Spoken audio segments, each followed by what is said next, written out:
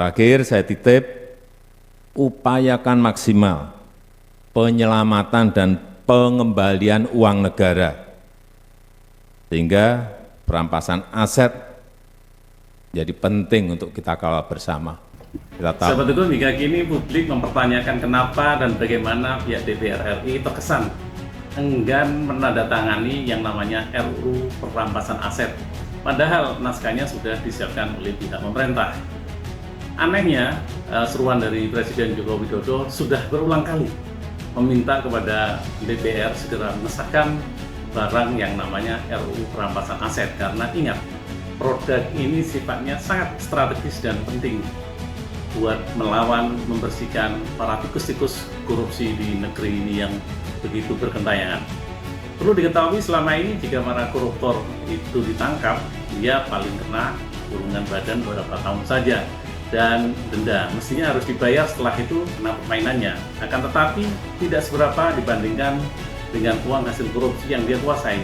Setelah mereka lepas dari penjara, dia bisa pesta pora, berfoya-foya menikmati hasil korupsinya bersama kroni dan koleganya. Nah, kalau di RUU perampasan aset ini diterapkan, maka negara bisa merampas kekayaan si koruptor senilai yang dia korupsi.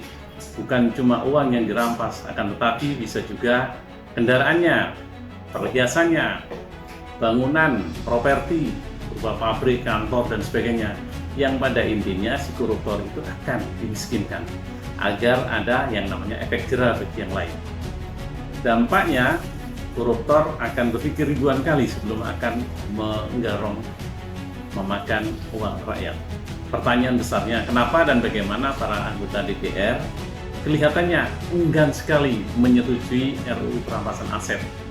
Dan ada apa di balik ini semua? Kenapa para mahasiswa dan insan kampus yang kemarin itu rame ikut berdemo menyuarakan hati nuraninya, namun dalam perkara ini adem ayem, tidak ada gerakan nyata, padahal efek dominonya bagi bangsa dan negara sangat fatal, dirugikan bangsa kita. Seperti apa yang dikatakan oleh saudara Bambang Pacul, bahwa para Korea yang ada di Senayan semuanya itu ternyata tergantung kepada ketua umumnya masing-masing para pengusung partai politik. Jadi harapan Pak Jokowi selama ini tersandra oleh tarik ulur kepentingan politik pula, yang pada akhirnya tentu sangat merugikan kepentingan bangsa dan negara karena tak kunjung disahkan RUU tersebut dan terkatung-katung. Memang benar mereka yang duduk di parlemen itu adalah para wakil rakyat, wakil kita semua, yang faktanya mereka belum mampu membuktikan keterwakilan kita. Anehnya pula kenapa mereka tidak bisa mandiri dan tidak pula mampu menentukan sikap sendiri. Mereka padahal telah difasilitasi penuh, digaji kebutuhan hidupnya oleh pemerintah. Pemerintah sudah lama dan terlalu lama cukup sabar untuk terus mendesak DPR segera mengesahkan RUU perampasan aset supaya uang rakyat kembali ke rakyat. Dalam rangka memaksimalkan penelusuran dan pemulihan aset, perlu ada untuk dikembalikan pada konteks masing-masing bentuk sistem perampasan aset yang harus diterapkan terhadap keadaan-keadaan yang terjadi dalam penanganan perkara tersebut.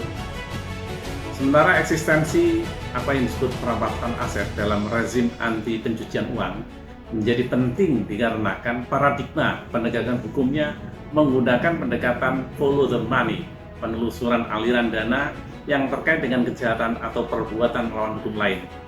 Dalam paradigma tersebut dipahami bahwa uang atau aset merupakan suatu lifeblood atau crime, darah menghidupi kejahatan, sekaligus titik lemahnya dari rantai kejahatan itu sendiri. Masyarakat Indonesia, rakyat Indonesia berapa?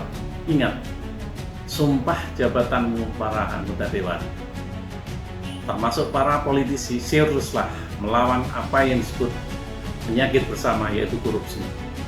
Kami mohon bersungguh-sungguhlah, jangan sampai timbul dugaan di hati masyarakat bahwa yang menolak sebenarnya pembahasan RUU perampasan aset adalah bagian dari gurita kejahatan korupsi. Salam solidaritas dan salam demokrasi demi tegaknya hukum dan keadilan.